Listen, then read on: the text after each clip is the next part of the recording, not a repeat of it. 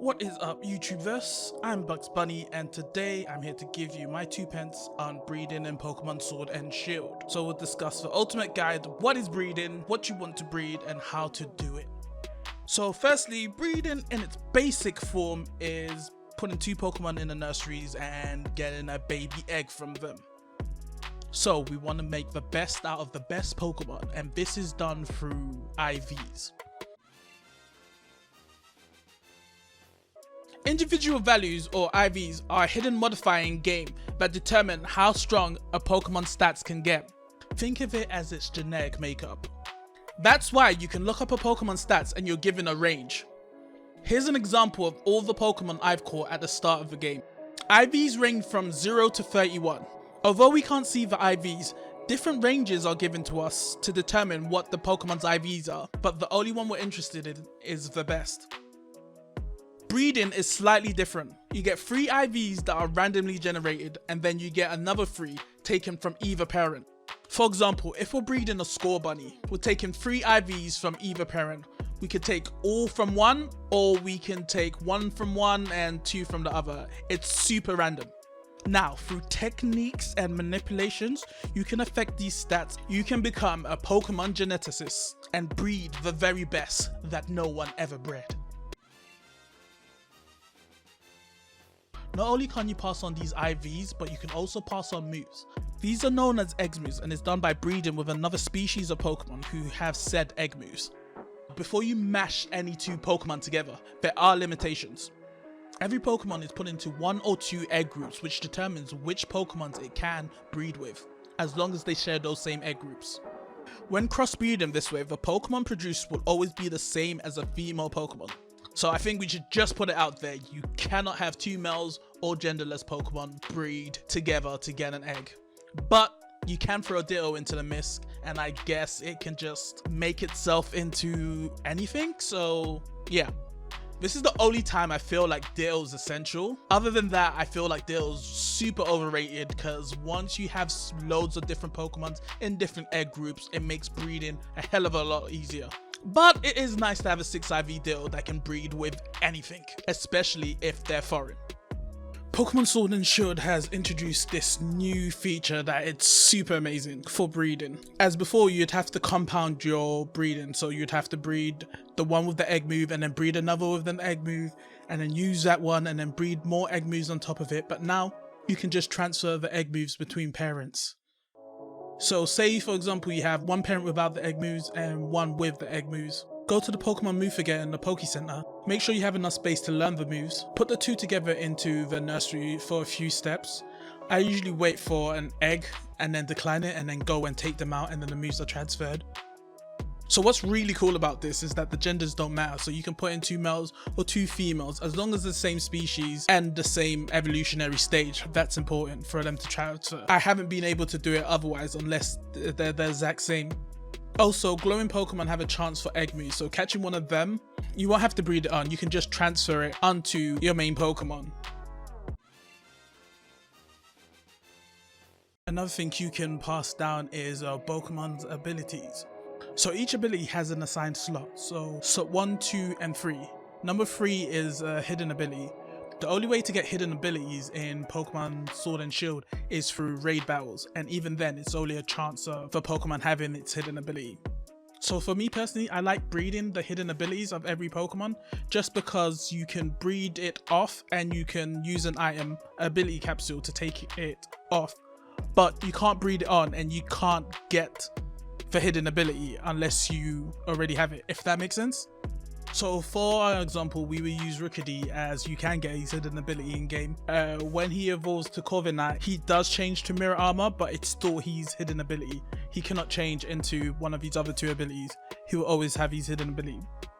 So in our examples, we'll breed in a male Rookidee with any of his abilities, doesn't matter. And a female Corviknight with its hidden ability. The offspring will get the hidden ability Big Peck.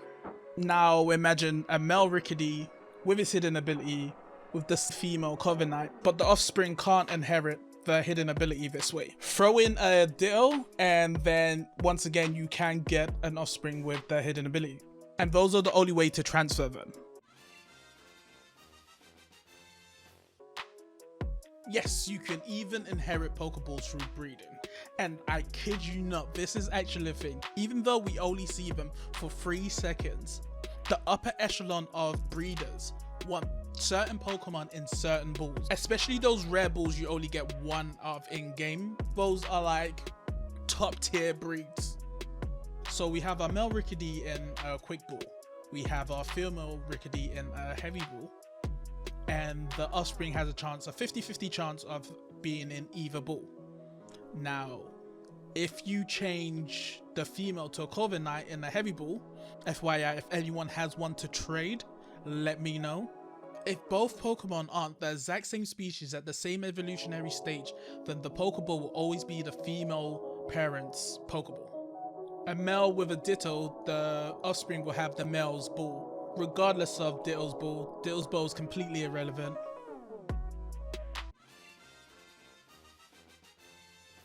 Lastly, we probably should discuss where the nurseries are located. One's on Route 5 and one's in the Wild Zone. So more information you'll see on the Pokemon sites are the hatch rates, which is just basically how many steps it takes for the egg to hatch, and the rate that you can get the egg, which is determined by loads of different factors. Okay, take this chart from Bulbapedia. It explains how fast you can gain an egg from the nursery. Now that we know all the mechanics needed in breeding, let's figure out what other items can help us. There are certain items that we need and they can only be gotten by completing the game. Head over to the Battle Tower, where you'll need to fight a series of fights that end with Leon. This is really easy to do. I was able to go all the way up to the Master Ball tier just by using the rented team, which you can get inside the Battle Tower. Once you've beaten him, you'll be able to judge a Pokemon's IVs by heading over to your storage and just pressing plus or minus until it comes up. You also need the battle points to buy items that speed up breeding, but more on that later. Another thing you can get only by completing the game is the Oval Charm. This is a key item that speeds up the rate at which you get eggs from the nursery. Head over to Searchester, and on the 2nd floor, there's a game designer dressed as a policeman. He'll challenge you to a battle. This is an endgame double battle, and once you beat him, he'll give you the Oval Charm.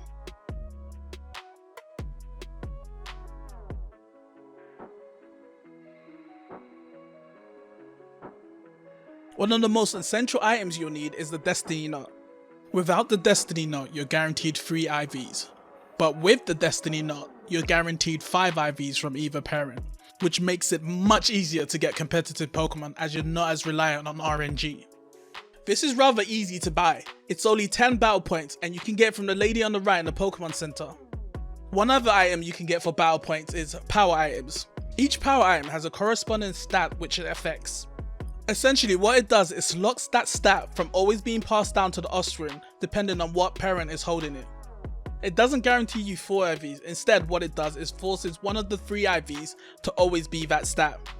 This is the same for Destiny Knot. It doesn't guarantee 6 IVs, but instead it forces one of the 5 IVs from the parents to be that stat. So Flame Body is a Pokemon ability that is found on certain Pokemons. All you have to do is have this Pokemon in your party and it halves the steps needed to hatch an egg. You may not think it, but maxing out your bicycle is a good way of speeding up breeding. Once you completed the game, it's very easy to get watts and to max out your bicycle. The faster you can move, the faster you can hatch those eggs. The Everstone always forces the nature of the parent holding it to the offspring. Mints are a new introduction into the series of game, and what they do is allow you to change your Pokemon's nature with an item. Unfortunately, they do cost 50 BPs. That's why I would rather lock in the nature if I get it through breeding, which saves me my time and sanity. The only thing that sucks about it, it limits the use of other items, such as power items. The places you can find the Everstone, there's one hidden in Tuffield. You can also find them from the Digging Duro just outside the Wild Zone nursery. And sometimes you can find some Pokemons holding it as well. And that's my 2p piece on breeding in Pokemon Sword and Shield. I hope I've covered everything I needed to. If I forgot anything, then be sure to leave it down in the comment section. Next video I'll be uploading will be taking a 0 IV Pokemon to a competitive Pokemon. every step that I take so you can follow it easier. If you like the content, feel free to like, subscribe, share this video. Make sure to check out my Twitch channel if you would like to catch me live. The link is down in the description. If you wanted to message me directly, my Twitter link will be down in the description as well. I also use Twitter to do my giveaways, so be sure to follow me there. Thanks for watching the video to the very end, and I hope you have yourself an awesome rest of your day.